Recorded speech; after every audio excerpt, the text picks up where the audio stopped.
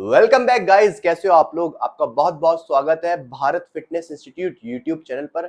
और आज है हमारी द प्रेप कोच कोर्स की क्लास 4। और आज की क्लास के अंदर हम जानेंगे कि मसल बिल्ड करने के लिए क्या हमें हैवी वेट से ट्रेनिंग करनी चाहिए, या फिर हमें मॉडरेट वेट से ट्रेनिंग करनी चाहिए, या फिर हमें लाइट वेट से ट्रेनिंग करनी चाहिए।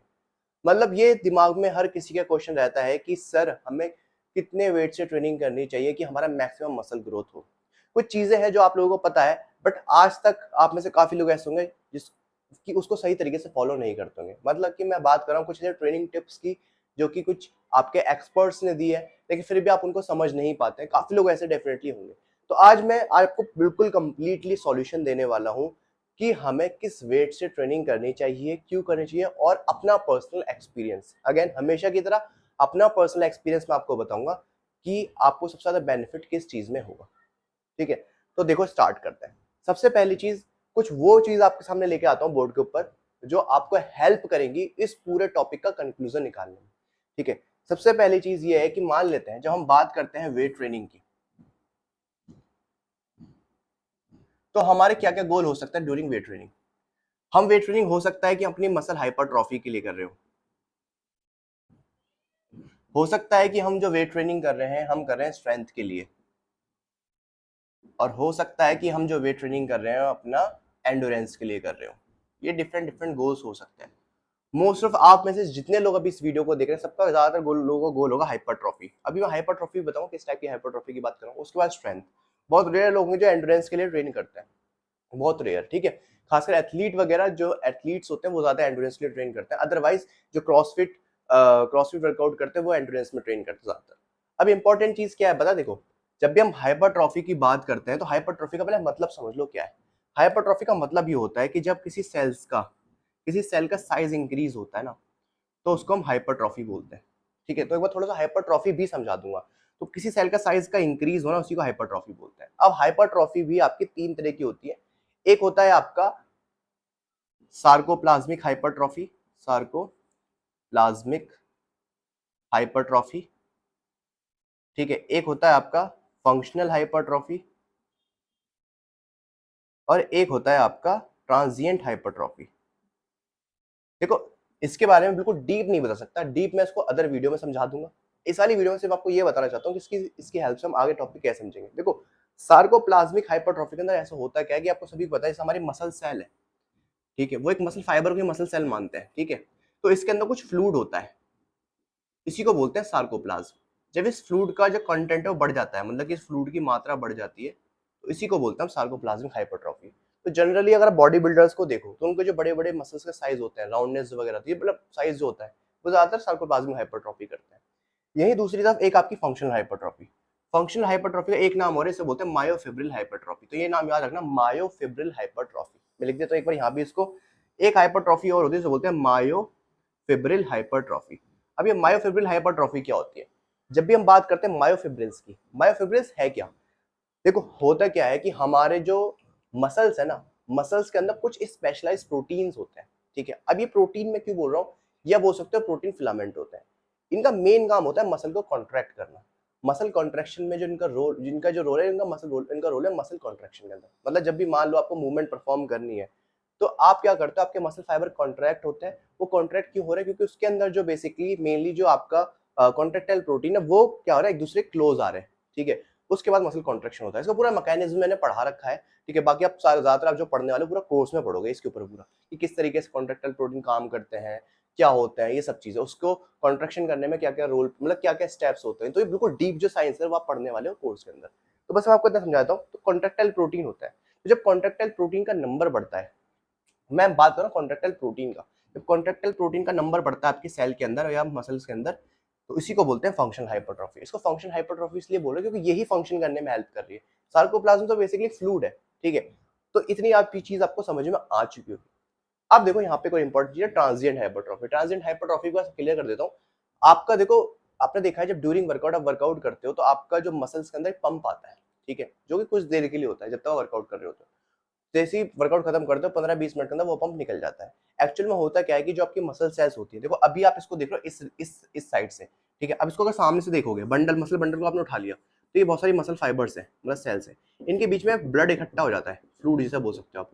तो जिसकी वजह से वो साइज जो है टेम्पररी तौर पे आपको बड़ा दिखाई देता है।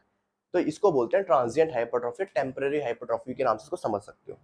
अब सिंपली वन वर्ड, इससे हमें कोई मतलब नहीं ज्यादा, हमें मेन मतलब है इन दोनों से। अब होता क्या है, आप सभी ने सुना है, कुछ एक्सपर्ट्स हैं जिन्होंने ना कुछ रैप रेंज दी है। कहते हैं कि इस रैप रेंज के अगर आप ट्रेन करते हो तो आपका जो मसल्स का जो, या बोल सकते हो जो आपके गोल्स है उसके हिसाब से आपकी बॉडी रेस्पॉन्स करेगी। जैसे आप एक, अगर आप दिखाता हूँ मैं आपको, मान लेते हैं अगर आप ट्रेन कर रहे हो 6 to 12 रैप रेंज के अंदर, इसको जनरली हाइपरट्रॉफी के लिए कहा जाता है। एक और रैप रेंज लिख देता हूँ यहाँ पर, एक होती है 2 to 6 रैप रेंज, या 2 to 5 या 4 कुछ भी बोल सकते हो, ठीक है, या 1 to 6 बोल दो, 1 to 5 बोल दो, कोई प्रॉब्लम नहीं। मैं इसको 1 to 5 लिखता हूँ थोड़ा सिंपल रखने के लिए। 1 to 5 जनरली लोग कहते हैं ये होता है आपका स्ट्रेंथ के लिए, ठीक है। और एक रैप रेंज जो है इसे बोलते हैं 10 to 15, 10 to 15 बोलते हैं एंडोरेंस के लिए। ये आप सभी ने सुनी होगी रैप रेंज, लेकिन इसको पहले समझा देता हूँ इसका एक्चुअल मतलब है क्या। देखो, आप जब भी, मान लो अगर मैं यहाँ पे एग्जांपल, सिर्फ एक एग्जांपल लेके चल रहा हूँ, वो मेरे लेके चल रहा है हाइपरट्रॉफी।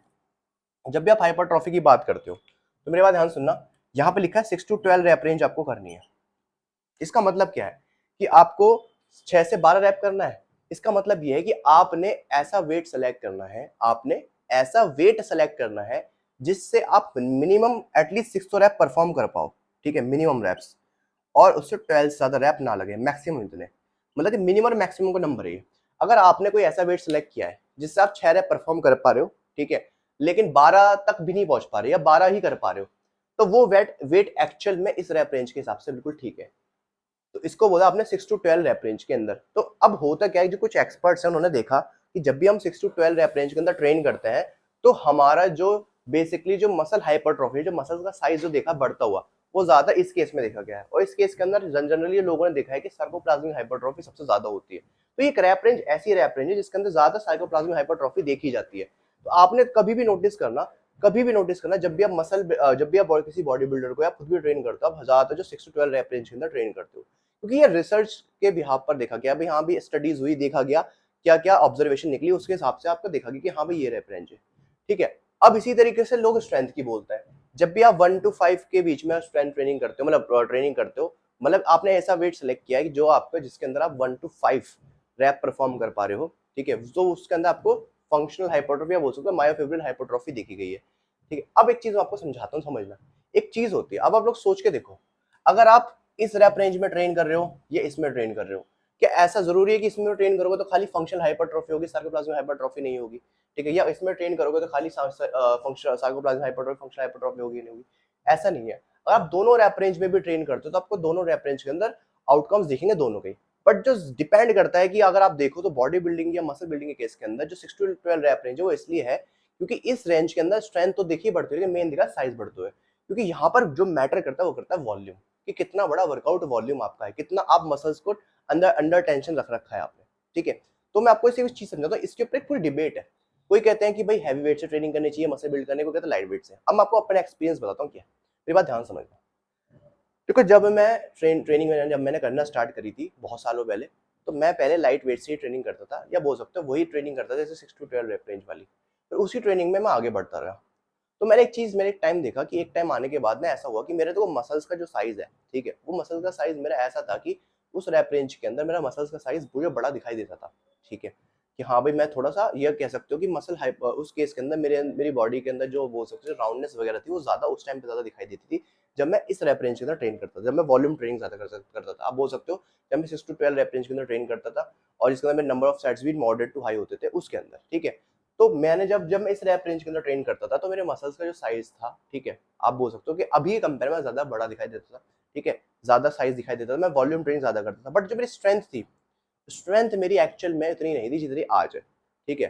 तो मैंने ये चीज पर्सनली देखी है कि जब आप हैवी वेट से ट्रेनिंग करते हो तो आपको स्ट्रेंथ तो मिलनी ही है, जो कि है, लेकिन आप एक चीज और नोटिस करोगे, जो मसल्स की जो क्वालिटी होती है ना, जिसको बोलते हैं मसल मैच्योरिटी आना, ठीक है, मसल्स में वो हार्डनेस आना, जो अगर देखोगे आप हार्डनेस जिसे बोलते हैं, कभी किसी जो बंदा बहुत टाइम से ट्रेनिंग कर रहा है ना, उसकी कभी मसल्स को होल्ड करके देखना, भले ही उसका साइज आपके आर्म्स का साइज जितना हो, लेकिन उसका जो आर्म का साइज होगा वो आपसे ज्यादा डेंस दिखाई देगा, और हो सकता है उसके पास स्ट्रेंथ भी ज्यादा हो, या आर्म से कोई भी मसल से बॉडी पार्ट की बात करो, जो मसल मेच्योरिटी वो टाइम से आती है। और मैंने जनरली देखा जब आप हैवी वेट से ट्रेनिंग करते हो जो मसल्स वो डेंस हो जाती है, डेंस का मतलब ये है कि हार्ड हो जाती है, जो आपको एक हार्डनेस वाली फीलिंग देती है, या एक मैच्योर मसल की फीलिंग देती है।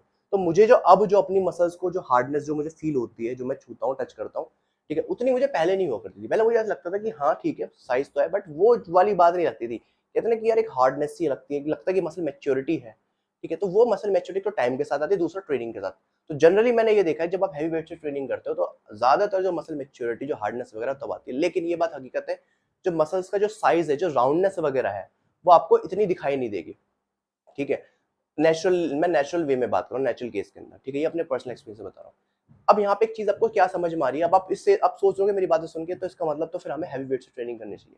अब यहाँ पे एक और ड्रॉबैक है, जब भी आप हैवी वेट से ट्रेनिंग करते हो, तो आपके जो जॉइंट्स होते हैं ना, स्पेशली जब 1 से 5 रैप के बीच में कर रहे हो, अगर आप उसको रेगुलर बेसिस पर हैवी ट्रेनिंग ही कर रहे हो, तो आपके जॉइंट्स में बहुत स्ट्रेस आता है। तो उस केस के अंदर आपको क्या देखना कि आप हैवी वेट से ट्रेनिंग करो तो जॉइंट पे स्ट्रेस ज्यादा आएगा, तो जॉइंट इंजर्ड होने के चांसेस ज्यादा है।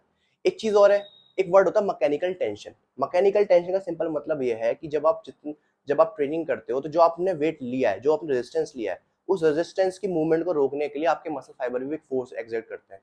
तो उसी को मैकेनिकल टेंशन बोलते हैं, कि आपके मसल फाइबर रिक्रूट हो रहे हैं, कितने ज्यादा मसल फाइबर आपके एंगेज हो रहे हैं, वो आपकी मसल मैकेनिकल टेंशन को बताते हैं। तो जाहिर सी बात है, जब आप हैवी वेट लोगे तो ज्यादा मसल फाइबर रिक्रूट होंगे, और जब लाइट वेट लोगे तो कम मसल फाइबर रिक्रूट होंगे। तो जब भी आप लाइट वेट लेते हो, तो आप मसल टेंशन या बोल सकते हो, हाँ सिंपल इन वर्ड, हाँ मैकेनिकल टेंशन को मेंटेन करने के लिए आप ज्यादा रेपिटेशन परफॉर्म करते हो। तो आप क्या देख रहे हो, आप किसी भी रैप रेंज में ट्रेन कर लो, आप चाहे 1 to 5 करो, चाहे 6 to 12 करो, चाहे 10 to 15 करो, ठीक है। इंपॉर्टेंट क्या है कि मैकेनिकल टेंशन मेंटेन रहना। तो मैकेनिकल टेंशन, ये बात हकीकत है, जब आप हैवी वेट लोगे तो ज्यादा मसल फाइबर रिक्रूट होंगे, बट जब आप ज्यादा रेपिटेशंस भी परफॉर्म करते हो, तो भी आपके मसल फाइबर रिक्रूट होते हैं, ठीक है। लेकिन ये बात है कि मैकेनिकल टेंशन जो ज्यादा आपके मसल फाइबर पर रहेगी, वो हैवी वेट में होगी। तो इस केस में क्या है, मैं आपको सिर्फ एक कंक्लूजन देना चाहता हूँ, कि आप किसी भी रैप रेंज में ट्रेन करो, सबसे पहली चीज आपको जो याद रखनी है, वो क्या याद रखनी है, कि आपने उस वेट से ट्रेन करना है जो वेट आपके लिए परफेक्ट है ऑलमोस्ट, ठीक है। जैसे अगर मैं बात करता हूँ 6 to 12 रैप रेंज के अंदर, तो ऐसा वेट सेलेक्ट करना है जिसके अंदर मिनिमम 6 रैप कर पाओ, और मैक्स टू मैक्स 12, ठीक है। इतनी बात आपको समझ में आ चुकी होगी। जब आप स्ट्रेंथ के लिए ट्रेन करो, तो उस रैप रेंज में ट्रेन करो। पहली चीज तो ये कि एक अच्छा वेट सेलेक्ट करना। दूसरा, कि जब भी आप ट्रेनिंग करते हो, ट्रेनिंग के दौरान आपको ये भी ध्यान देना है कि आपको डिफरेंट डिफरेंट रैप रेंज में भी अपने आप को ट्रेन करना है। ऐसा नहीं कि एक ही रैप रेंज में आप ट्रेन कर रहे हो। अगर आप डिफरेंट डिफरेंट रैप रेंज में ट्रेन करते हो, तो आपको बेनिफिट ये होगा कि आप डिफरेंट डिफरेंट रेंज के अंदर अपने मसल्स को डिफरेंट डिफरेंट तरीके से हिट कर पाओगे। एक चीज हमेशा याद रखना, जब आप ट्रेनिंग करते हो, तो आपको जो नर्वस सिस्टम है, वो आपका नर्वस सिस्टम है, वो भी वर्क कर रहा है, क्योंकि तभी इसी वजह से आपका जो पूरा मिला के बोलते हैं न्यूरोमस्कुलर सिस्टम, आपका जो न्यूरोमस्कुलर सिस्टम है, नर्वस सिस्टम, मस्कुलर सिस्टम साथ में काम कर रहे होते हैं।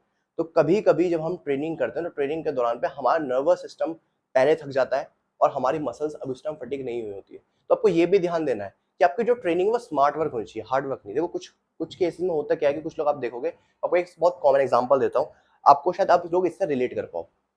मैं अगर अपने केस में आपको बताता हूँ, मैं जब भी लेग्स ट्रेन करता हूँ, ठीक है, ध्यान सुना, जब भी मैं लेग्स ट्रेन करता हूँ, मैं हमेशा लेग्स में ही हैवी वेट लिफ्ट करता था। मैं अपर बॉडी में ना हैवी वेट लिफ्ट नहीं करता था। इसका एक रीजन ये है कि मेरे लेग्स मुझे लगता था कि मेरे लेग्स ज्यादा स्ट्रॉन्ग है, तो इसी वजह से मैं लेग्स में ज्यादा वेट लिफ्ट करता था। तो मैं लेग्स के अंदर जनरली जो मैं आज भी ट्रेनिंग करता हूँ, मेरा वर्कआउट जो अभी आजकल अभी भी जो मैं कर रहा था फिलहाल में, अब तो मैंने थोड़ा कम कर दिया है, मैं स्ट्रेंथ में ही ट्रेन करता हूँ। मतलब मैं 5-6 रैप ऐसे रैप रेंज में ट्रेन करता हूँ, मैं 7-8-10 पे जाता भी नहीं हूँ, और मेरे 4-5 सेट रहते हैं। देखो एट द एंड में लास्ट सेट के अंदर मैं थोड़ा रेपिटेशंस बढ़ाकर ड्रॉप सेट ले लेता हूँ। उसके बाद मैं 1-2 एक्सरसाइज करता हूँ, लेग एक्सटेंशन, लेग कर्ल और normal calf raises, and done. बहुत छोटा वर्कआउट वॉल्यूम है, लेकिन मैंने उसके अंदर भी मसल ग्रोथ देखी है, क्योंकि जो मैकेनिकल टेंशन है मैं उसको मेंटेन करके रखता हूँ। मैकेनिकल टेंशन का मतलब ये है कि जितने ज्यादा मसल फाइबर रिक्रूट होंगे, उतना ज्यादा मसल स्ट्रेन होंगे, और उतना ही जल्दी ट्रिगर होगा आपका मसल प्रोटीन सिंथेसिस, जिसको बोलते हैं मसल बिल्डिंग प्रोसेस। तो ये पूरी जो डीप साइंस है, उसको समझने के लिए ना, आपको ये जो सारे प्रोसेस है, मसल प्रोटीन सिंथेसिस क्या होता है, कैसे होता है, हार्मोन्स कैसे वर्क कर रहे हैं, अच्छा हैवी वेट ट्रेनिंग से हार्मोन्स पे क्या फर्क पड़ता है, बॉडी के ग्रोथ हार्मोन कैसे फर्क करता है, टेस्टोस्टेरोन पे क्या फर्क पड़ता है, इसके लिए पूरी जो डीप साइंस है ये, जो कि आप लोग कोर्स में सीखने वाले हो। अभी आपको मैंने सिर्फ एक कंक्लूजन दिया है कि आप किसी भी रैप रेंज में ट्रेन करो, इंपॉर्टेंट है कि मैकेनिकल टेंशन मेंटेन रहना, सबसे पहली चीज।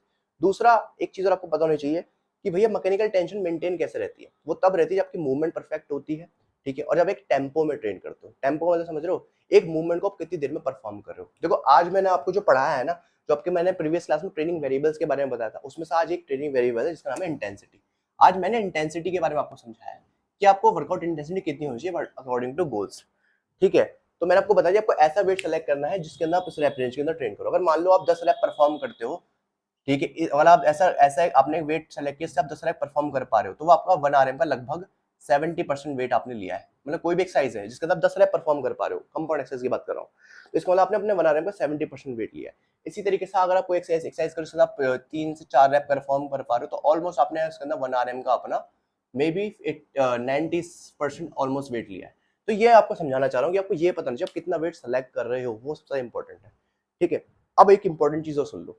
अब ये जो रैप रेंज है ना भाई, 6 to 1 to 5, 6 to 12, 10 to 15, इसके पीछे की थोड़ी साइंस समझाता हूँ आपको, जो मुझे लगता है कि ये है। ठीक है, जैसे आप थोड़ा बहुत पढ़ोगे, जैसे ACPT में मैंने एक टॉपिक पढ़ा था, उसके अंदर था एनारोबिक जोन। ये एनारोबिकली ट्रेन करना, सिंपल। एनारोबिक जोन का मतलब समझना होता क्या है। एनारोबिक जोन का मतलब होता है एक ऐसा जोन जब आपकी बॉडी, उस टाइम आपकी जो बॉडी जो एनर्जी बना रही है ना, उस टाइम आपकी बॉडी विदाउट ऑक्सीजन एनर्जी बना रही है। एनारोबिकली एनर्जी बना रही है, ऑक्सीजन सॉरी एनर्जी बना रही है विदाउट ऑक्सीजन। मतलब समझाता हूँ, देखो, जब भी आप कोई ऐसी एक्टिविटी परफॉर्म करो जिसको आप सिर्फ 90 सेकंड तक परफॉर्म कर सकते हो, मैंने क्या बोला, जिसको सिर्फ आप 90 सेकंड तक परफॉर्म कर सकते हो, ठीक है, उसको बोलते हैं एनारोबिक जोन। एनारोबिक, या आप एनारोबिक जोन में ट्रेन कर रहे हो। ऐसी कोई भी एक्टिविटी जिसको आप 90 सेकंड तक ही परफॉर्म कर सकते हो, उसे बोलते हैं एनारोबिक जोन में आप ट्रेनिंग कर रहे हो। ठीक है, अब यहाँ पे देखो होता क्या है, मान लो, अब इसका मतलब ये है कि यहाँ पर जो आपकी बॉडी जो एनर्जी बना रही है विदाउट ऑक्सीजन बना रही है, मतलब यहाँ पे जो एनर्जी के तौर पे जो यूज हो रहा है वो हो रहा है ग्लूकोज यूज। जो ग्लूकोज है वो कन्वर्ट होता है आपका लैक्टिक एसिड में, एंड देन एनर्जी बनती है। तभी आप देखना, जब भी आप लाइट वेट से ट्रेनिंग करोगे, जब भी लाइट वेट से ट्रेनिंग करोगे, आपको फील नहीं आता। वो फील का मतलब क्या होता है पता है, वो बर्निंग आपको फील ही नहीं होती जब भी आप लाइट वेट से ट्रेनिंग करोगे। लेकिन जब भी आप मॉडरेट से वेट से ट्रेनिंग करते हो, तो आपको कुछ ही रैप के अंदर वो फील होने लगता है, मतलब लैक्टिक एसिड प्रोड्यूस होने लगता है। तो ये देखा गया, जब भी आप एनारोबिकली ट्रेन करते हो अपने आप को, किसी भी specially in case of weight training अगर मैं बात करूं, तो आप ज्यादा ग्रोथ देखते हो in case of strength, muscular endurance and hypertrophy, जब भी आप एनारोबिक जोन में ट्रेन करते हो। अगर मैं आपसे बोलूं 5 किलो के डंबल से 100 रैप परफॉर्म करने हैं, पर 5 किलो से ज्यादा हो जाएगा, फिर भी मैं बोलता हूँ अगर 2.5 किलो के डंबल से 100 रैप परफॉर्म कर रहे हैं, तो आप कर तो दोगे, लेकिन आपको फील नहीं आएगी। वहीं अगर मैं 5 किलो के डंबल से बोलूं, तो आपको डेफिनेटली फील आएगा। ठीक है, क्योंकि वहां पर आपकी बॉडी बहुत जल्दी एनारोबिक जोन में पहुंच जाती है। अब इसका मतलब क्या है, आपको ये भी ध्यान देना है कि आपको अपने एनारोबिक जोन में अपने आप को ट्रेन करना है। मतलब कि ऐसी कोई भी अगर आप सेट परफॉर्म कर रहे हो, उस सेट को अगर आप 90 सेकंड के अंदर अगर परफॉर्म करते हो, अंदर अंदर अगर परफॉर्म कर लेते हो, इसका मतलब आप अपने आप को एनारोबिकली ट्रेन कर रहे हो। इस केस में आपके मसल प्रोटीन सिंथेसिस ट्रिगर होगा आफ्टर वर्कआउट। अब मैं आपको समझाता हूं एक चीज कैसे, देखो एग्जांपल, आपको मैंने एक वर्ड बोला टेम्पो। टेम्पो भी एक ट्रेनिंग वेरिएबल है, जैसे एक इंटेंसिटी ट्रेनिंग वेरिएबल होगा, ऐसे एक टेम्पो भी ट्रेनिंग वेरिएबल है। टेम्पो का मतलब क्या है कि एक मूवमेंट को आप कितनी देर में परफॉर्म करें, वो होता है टेम्पो। ठीक है, फॉर एग्जांपल के तौर पे मैं अगर बाबल गर्ल कर रहा हूँ, मान लेते हैं, तो मैं, एक होता है आपका कॉन्सेंट्रिक फेज जब आपकी मसल शॉर्ट होती है, होता है सेंट्रिक फेज जब आपकी मसल लेंथनिंग होती है। तो इन दोनों फेसेस को मिला के बोलते हैं, इसमें इन दोनों फेसेस के अंदर जितना भी टाइम लग रहा है उसको टोटल बोलते हैं टेम्पो। तो इस एक्सपर्ट्स का कहना यह है, जब आप कॉन्सेंट्रिक फेज करते हो, चाहे वो कोई भी एक्सरसाइज हो जिसमें अंदर मसल शॉर्ट हो रही है, या बोल सकते हो अगेंस्ट द ग्रेविटी आप वेट लिफ्ट कर रहे हो, उस मूवमेंट को हमेशा जितनी फास्ट कर सकते हो उतनी फास्ट करो। तो अब एक्सपर्ट्स का कहना यह है कि अगर आप उस मूवमेंट को 2 सेकंड में भी परफॉर्म करते हो कॉन्सेंट्रिक फेज को, इट्स ओके। लेकिन जो इसेंट्रिक मूवमेंट है ना, जो अगेंस्ट द ग्रेविटी हो रही है, जिसको आप स्लो करते हो, सॉरी विद द ग्रेविटी हो रही है लेकिन उसको आप स्लो करो कंट्रोल फॉर्म में, उसको हमेशा मिनिमम मिनिमम 4 सेकंड में परफॉर्म करो। इस केस में आप ज्यादा से ज्यादा मसल ग्रोथ या मसल बोल सकते हैं एंगेजमेंट देखोगे, या मसल टेंशन फील करोगे। आप कभी भी देखना, आपसे ट्रेनर बोलेगा कि ऊपर फास्ट लाओ, नीचे स्लो लेगा। ट्रेनर से कभी, जो अच्छे ट्रेनर हो आपको समझाते होंगे मूवमेंट कंट्रोल फॉर्म में करो। तो इससे क्या होता है, जो मैकेनिकल टेंशन जिसकी हम बात कर रहे थे, वो और ज्यादा बढ़ जाती है। मतलब कि जो आप मैकेनिकल टेंशन हैवी वेट से लेने की सोच रहे थे, आप उसको लाइट या मॉडरेट वेट से भी अचीव कर सकते हो, सिर्फ और सिर्फ कंट्रोल वे में वेट को ऊपर नीचे लिफ्ट करना। अगर आप फास्ट लिफ्ट करोगे तो उसके अंदर सिर्फ क्या होगा, मोमेंटम का इस्तेमाल कर रहे हो, एक फिजिक्स का कॉन्सेप्ट है मोमेंटम, उसका इस्तेमाल कर रहे हो। उसकी हेल्प से आपकी मसल पे कोई टेंशन नहीं है। जैसे एग्जांपल के तौर पे अगर मान लो मैं बाबल कर रहा झूल झूल के, तो मैं कितना भी वेट उठा लूं कोई फायदा नहीं है, उसके अंदर मेरी सिर्फ मोमेंटम की वजह से वो वेट उठ रहा है, और अदर जो मसल एंगेज है उसकी वजह से। लेकिन उसी केस में अगर मैं नॉर्मल अपनी बॉडी को न्यूट्रल पोजीशन के अंदर रखूं, सिर्फ एक कंट्रोल मैनर में अगर ट्रेनिंग करूं, तो मेरी मसल ज्यादा अच्छे से ट्रेन होगी, जिसको मैं ट्रेन करना चाहता हूँ। अब एक चीज ध्यान से देखना, मान लेते हैं अगर मैंने उसको टोटल करता हूँ, अगर एक पूरा रैप परफॉर्म करने में मुझे 6 सेकंड लग रहा है, इसको टोटल करोगे तो पूरा एक रैप परफॉर्म करने में 6 सेकंड लगता है। अगर अगर आप एक अच्छे टेम्पो में ट्रेनिंग कर रहे हो, 6 सेकंड लगेंगे। मान लो अगर मैं ट्रेन कर रहा हूँ हाइपरट्रॉफी के लिए, ठीक है, तो मान लो अगर मैं 10 रैप भी परफॉर्म करूंगा, 6 से 12 का रैप रेंज है ना, मान लो मैं 10 रैप भी परफॉर्म करता हूँ, तो मुझे 10 रैप परफॉर्म करने में 60 सेकंड लगेंगे। अगर मैं 10 रैप भी परफॉर्म करूंगा, तो 10 रैप्स मैं इसको ऊपर लिखता हूँ, थोड़ा सा ज्यादा बेटर रहेगा। अगर मैं 10 रैप भी परफॉर्म करूंगा, तो 10 रैप को परफॉर्म करने में मुझे 60 सेकंड्स लगेंगे। ठीक है, सही बोला? हाँ। 60 सेकंड लगेंगे ना। अगर मान लो मैं 15 रैप भी परफॉर्म करता हूँ तो मुझे 90 सेकंड लगेंगे। तो अगर आप देखो दोनों केसेस के अंदर मैं अगर मैं 15 रैप के लिए भी जा रहा हूँ तो भी मैं 90 सेकंड में उसको परफॉर्म करूँ, तो दोनों केसेस के अंदर मैं अभी भी एनारोबिक जोन में ट्रेन कर रहा हूँ। तो मेरे हिसाब से जो मुझे लगता है कि ये जो रैप रेंज है बनाई इस तरीके के लिए गई है ताकि बंदा एनारोबिक जोन में ही ट्रेन करे अगर वो टेम्पो के साथ भी ट्रेनिंग कर रहा है। ठीक है, अगर आप सही वेट लोगे तो सही वेट से अगर आप 10 रैप परफॉर्म करोगे विद टेम्पो तो आपको इतना ही टाइम लगेगा। ठीक है, तो इंपॉर्टेंट चीज क्या है, आप 15 से 20 रैप भी परफॉर्म कर सकते हो, 25 भी परफॉर्म कर सकते हो, बट उसमें आप टेम्पो मैनेज नहीं कर पाओगे। ठीक है, कर सकते हो, कोई प्रॉब्लम नहीं है, और बहुत से लोग करते हैं, मैं उसको अपने ट्रेनिंग प्रोग्राम में भी डालता हूँ, लेकिन उसका अदर बेनिफिट्स है। ठीक है, लेकिन इंपॉर्टेंट चीज क्या है कि आपने कुछ भी कितने भी रैप्स आप परफॉर्म करो, लेकिन मेन चीज है कि आपको जो फेलियर आना चाहिए ना वो 90 सेकंड के अंदर आना चाहिए। अगर आपके 90 सेकंड से ज्यादा एक्टिविटी हो जा रही है इसका मतलब आप एनारोबिकली ट्रेन ही नहीं कर रहे हो। इस केस में आपकी मसल ग्रोथ के चांसेस बहुत ज्यादा कम होंगे। तो मैं फिर बोलता हूँ एनारोबिक जोन में ट्रेन करने की जब आप एनारोबिक जोन में ट्रेन करते हो तो देखा गया कि ज्यादा मसल प्रोटीन सिंथेसिस होने के चांसेस बढ़ जाते हैं आफ्टर रिकवरी, मतलब जब रिकवरी स्टार्ट होती है तो आपका मसल प्रोटीन सिंथेसिस ट्रिगर होता है। ठीक है, आपकी मसल अच्छे से ट्रेन होती है। तो ये था कॉन्सेप्ट, यहाँ पे मैंने 2 ट्रेनिंग वेरिएबल्स भी समझा दिए और आपको समझा भी दिया कि वेट किस तरीके से मैटर करता है। ठीक है, तो इंटेंसिटी और टेम्पो आपको समझ में आ गया। आपको इसका पूरा कंक्लूजन क्या मिला ये आपको मुझे कैसे बताना है, देखो मैंने आपको पूरा समझा दिया, मुझे कैसे बचेगा आपको समझ में आया कि नहीं आया। तो अब मैंने आपको जितना भी ये बताया है ना, जो भी आपको समझा, आपको उसका एक कंक्लूजन बनाना है, ध्यान सुनना। आपको इसका पूरे का एक कंक्लूजन बनाना है, एक समरी बनानी है, और आपको डिस्क्रिप्शन बॉक्स के अंदर मुझे वो समरी समझानी है। मैं उस पूरे आपने जो भी समरी लिखी होगी मैं उसको पढ़ूंगा, उसमें जो भी करेक्शन होगी उसको करेक्ट भी करूंगा, और अगर मुझे जिसकी अच्छी लगेगी सबसे ज्यादा मैं उसको वीडियो में बताऊंगा अभी अपनी नेक्स्ट वीडियो के अंदर किसने इस समरी को कितने अच्छे समझाया, मतलब किस बंदे ने इस पूरे कंटेंट को बहुत अच्छे से समझा और उसको अच्छे से समराइज किया। तो यहाँ से एक चीज बेनिफिट होगी कि मैं आप लोगों की ये भी देख पाऊंगा आप कितने अच्छे से प्रोग्रेस करो, कितने अच्छे से पढ़ रहे हो, आपको कितने अच्छे से समझ में आ रहा है। तो गाइज ये थी आज की क्लास। अब आपको क्या करना है, डिस्क्रिप्शन बॉक्स के अंदर अच्छे से अपनी समरी बनाना, जो भी आपको समझ में आया पूरा कंक्लूजन निकाल के रख देना वहां पे कि सर मुझे ये समझ में आया, इससे क्या मैं सही बता रहा हूँ क्या नहीं। फिर मैं आपको करेक्ट करूंगा और जिसका बिल्कुल अच्छा होगा करेक्ट होगा मैं उसको बताऊंगा नेक्स्ट वीडियो में कि हाँ भाई इस बंदे ने ये एक्सप्लेन किया जो मैंने बताया। ठीक है, तो उसको आपको एक्सप्लेन करना कि मेन कंक्लूजन क्या निकला, इससे आपको क्या समझ में आया। ठीक है, अब एक चीज मैं आपको बताता हूँ, देखो जो लोग पहली बार देख रहे हैं इस वीडियो को उनको मैं बस ये बोलना चाहूंगा, ये जो चैनल है ये पूरा फिटनेस एजुकेशन के ऊपर बेस्ड है। अगर आपको फिटनेस में करियर बनाना तो बेस्ट चैनल है आप लोगों के लिए। दूसरी चीज ये है कि अभी मैं 30 जुलाई को जो वेबिनार ला रहा हूँ, जो उसको मैं कई बार आप लोगों को बता चुका हूँ, जिसका लिमिटेड सीट्स मैंने रखी है, 1000 रुपीज फी है जो कि रिफंडेबल है।